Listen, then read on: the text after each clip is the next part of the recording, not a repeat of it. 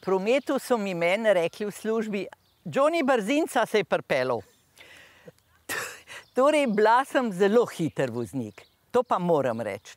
Zelo, zelo hiter voznik in uživala v vožnji. Zdaj, moram reči, še vedno vozim, rada vozim, vendar je pa sprememba od tiste Johnny Brzinca. To čutiš v sebi, namreč eno spremembo. Ko smo mi vozili, to je bila cesta, ni bilo brzine.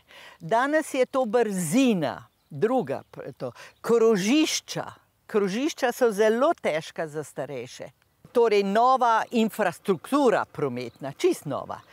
Tej infrastrukturi sledijo novi predpisi. Torej, iz tega pride pa na to osebno. Sigurno, tudi če se volja po vožnji ne spremeni, način se mora. Noge, torej okostje se spremeni, sklepi, ki lahko zaštekajo v momentu. Ali hrbtenica, a ne? Potem zgornji del, volana brez rok ni.